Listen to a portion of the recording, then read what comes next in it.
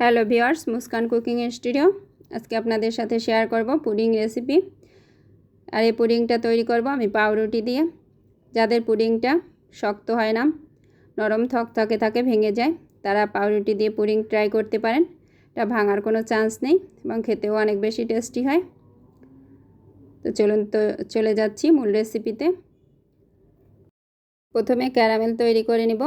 আমি এখানে যে পাত্রে পুডিং বসাবো সে পাত্রে সরাসরি ক্যারামেল তৈরি করে নিব। আপনারা চাইলে আলাদা পাত্রে তৈরি করে তারপরে এই পাত্রে ঢেলে দিতে পারেন।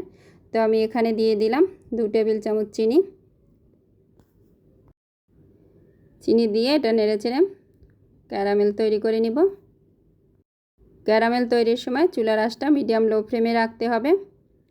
হাই হিটে দিলে কিন্তু অল্পতে ক্যারামেলটা পুড়ে যাওয়ার একটা চান্স থাকে। চিনিটা গলে কিন্তু ক্যারামেলের একটা কালার আসতে শুরু করেছে। ক্যারামেল তৈরি করে নেওয়া কমপ্লিট। এরপর যেটা সাইডে রেখে দিয়ে ঠান্ডা করে নিব। চলে যাচ্ছি পরবর্তী প্রসেসে। এখানে নিয়ে নিচ্ছি 4টি স্লাইস পাউরুটি। আর পাউরুটির স্লাইসগুলো একটু বড় ছিল, এর জন্য 4টা স্লাইস নিয়েছি। আপনার পাউরুটির স্লাইস ছোট হলে আপনি 5টা স্লাইস নিলেই হবে। প্রথম পর্যায়ে পাউরুটিগুলো একটু ছোট সাইজ করে কেটে নিব। আপনি চাইলে সাইডের ব্রাউন কালারগুলো ফেলে দিতে পারেন, আমি এগুলোকে ফেলে দিইনি, একই সাথে নিয়ে নিব। পাউরুটি কাটা হয়ে গেলে আমি এগুলোকে একটা ব্লেন্ডার জাগে নিয়ে নিচ্ছি। এখন এখান দিয়ে দিব 2 কাপ তরল দুধ। দুধটা আগে থেকে জাল করে ঠান্ডা করে নিয়েছি। যেহেতু এখানে পাউরুটি দিব তাই এটা ঘন করার কোনো দরকার হবে না। এখন এখান দিয়ে দিব চিনি 1/3 কাপ। আমি আরেকটু টেস্ট বেশ করার জন্য দিয়ে দিচ্ছি পাউডার দুধ। এখানে 1/4 কাপ দুধ দিয়েছি, গুঁড়া দুধ। এখন এখানে অ্যাড করব ভ্যানিলা এসেন্স 1 চা চামচ। ভ্যানিলা এসেন্সটা দিলে ডিমের কাঁচা গন্ধটা আসবে না এবং খেতেও টেস্টি হবে এবং খুব সুন্দর একটা ফ্লেভার আসে। ভ্যানিলা এসেন্স দিয়ে দিলাম। এখন এখানে অ্যাড করব ডিম। এখানে আমি 3টা ডিম নিয়েছি,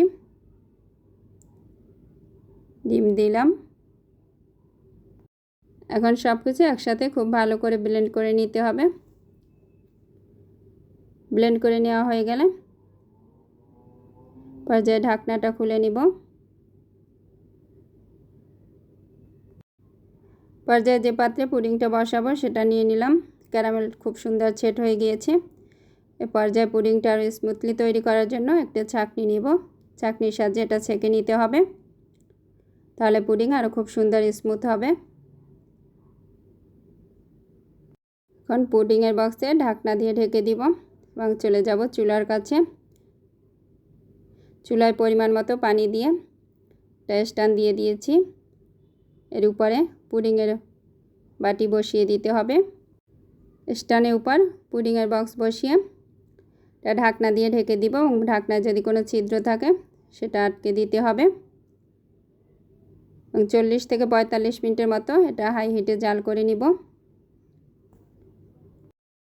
চুলার তাপের উপর ডিপেন্ড করে, কারো টাইমিংটা বেশি কিংবা কম লাগতে পারে। পর্যায়ে প্রথমে পুডিংটা চেক করে নিব। তো ঢাকনা খুলে একটা কাঠি দিয়ে পুডিং চেক করে নিচ্ছি, কাঠি পরিষ্কার এসেছে। পর্যায়ে এটা চুলা থেকে নামিয়ে ঠান্ডা করে নিব। ঠান্ডা করে নিয়েছি। পর্যায়ে চারদিক থেকে একটু ছাড়িয়ে নিয়ে এটা মোল্ড আউট করে নিতে হবে।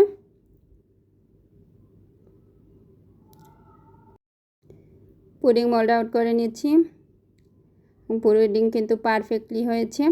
ক্যারামেলের কালারটাও কিন্তু অনেক বেশি সুন্দর এসেছে এবং ভ্যানিলা এসেন্স দেওয়ায় কিন্তু খুব সুন্দর একটা ফ্লেভার আসছে।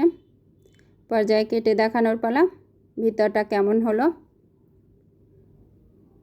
পর্যায়ে একটা ছুরির সাহায্যে কেটে নিচ্ছি। যে কোনো শেপে কেটে নিতে পারেন। দেখুন কতটা সফট হয়েছে।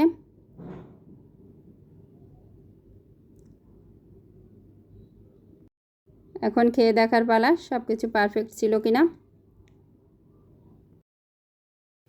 পুডিং খেতে অসাধারণ ছিল এবং সব কিছু পারফেক্ট ছিল। ট্রাই করবেন এবং কমেন্ট করে জানাবেন। দেখতেই পাচ্ছেন পুডিংটা কতটা পারফেক্ট হয়েছে এবং এটা কিন্তু ভেঙে যায়নি। যারা পুডিং তৈরি করতে পারেন না, ভেঙে যাবে এরকম একটা ভয়, তারা অনায়াসে এটা তৈরি করতে পারেন। আজকের মতো বিদায় নিচ্ছি।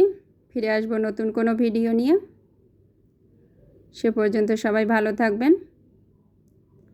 আল্লাহ হাফেজ।